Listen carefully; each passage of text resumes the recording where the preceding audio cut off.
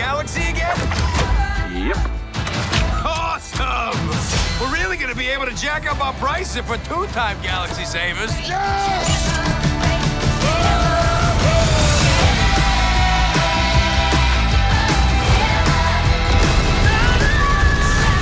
I'm gonna look you up. Yes. Jamal Finkley, BlackTree TV. I just love the title. I love it. Here we are again. I love this series. My kids love Guardians of the Galaxy. I love your shirt, by the way. You're wearing a classic now, a 2014 classic. I know. It's a throwback now, right? So that's got to go to the first question. So, like, part of this series is the mixtape. And I'm curious to know, like, what's on Zoe Saldana's mixtape? Like, what's... From the Guardians Volume 2 or just in general? Just in general. Your life mixtape. Your dealing with the twins mixtape and all that mixtape. We're giving them a little bit of Sam Cooke, a little bit of Lionel Richie, definitely a lot of Stevie Wonder. We're hitting up those Nina Simone tunes that I will never part with. We're hitting the Beatles. So we're starting from the beginning. Whatever our idea is of the beginning, when we started falling in love individually with music. Yeah. But there's also a lot of Latino beats. There's Juan Luis Guerra, there's Juanes, there's Carlos Vives, there's Shakira, and there's reggaeton, you know, because I'm from New York, so I will never miss my little beats. Yeah. And I'm an island girl, so I love my little reggae. And the boys are definitely my kids. They're definitely my kids. Yeah. Definitely. It was no mistake in that one.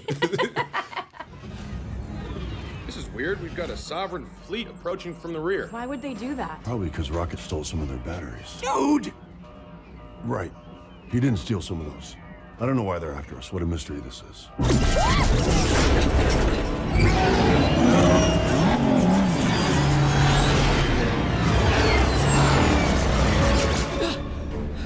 What were you thinking? Dude, they were really easy to steal. That's your defense? Come on! You saw how that high priestess talked down to us. Now I'm teaching her a lesson.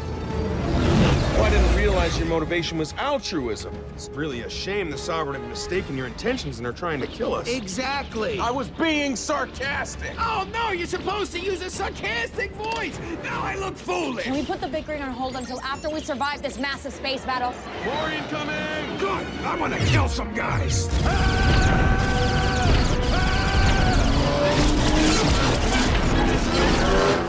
So, you know, one of the interesting things about your character is it's kind of like one of the most used characters in cosplay and costumes. How does it feel to, like, you know, go around Halloween or whatever and see people, or these festivals, and see people playing Gamora and dressing up? Like, I think that's when it hits me that what I'm a part of is impactful. Because I'm like a little bit of a workhorse. And also, I don't know if it's because of my insecurities and my doubts as an artist or as a person or whatever, but I tend to not really look at what I'm doing or what I've done and sort of pat myself on the back. I just keep going and keep going and keep going and keep going. And it's only when I see a little girl or a woman dressed in either Neytiri, Uhura, or Gamora that it hits me that I've been a part of cool things. Yeah. And it's hard for me to believe that, like, a little nerd from Queens, like, has gotten so far. Yeah. So I keep aiming, I always keep aiming high. Well, I gotta take you back one time, because it's 15 years since you did Drumline. And I know you had some other films before that, but that was like, kind of like when a lot of audiences just really kind of fell in love with you. It was a special movie. It was so special. It was like my first time, I think, living in the South. You know, growing up as a New Yorker, but also like as a person that was not North American. Like, because in my house, like, I was so Dominican that even in New York, like New York, sometimes I would leave my apartment and New York felt strange to me, you know, because we were so Dominican inside the house. So finally getting to explore like America, like the country, and then going to like Atlanta, Georgia for the first time, right post 9/11, and shooting a movie that was all about heart and all about believing in your dreams, and it was an all cast of like color. I felt like I was a kid playing with sand for the first time. I took it all in stride. I learned so much about African American culture, about Southern food, about the way people get down, like in the South, in schools, and I felt like I came back like a better American, like after I went to the South. That's cool.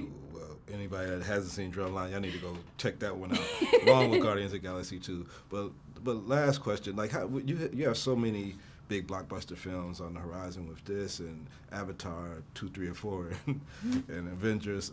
Do you sometimes like take a balance of that, and like I know you didn't need it last year, but do you try to slice that up with small films also? Yes. I'm you know, in between movies, I did Live by Night that Ben Affleck directed, and that was amazing because it was like a blast from the past. Instead of going straight to the future, I went all the way back to the 1920s in Florida, and that getting to learn so much through all the research felt I don't know, inspiring all over again. Yeah. So I'm reminded that as an artist to never stop searching and to continuously challenge myself.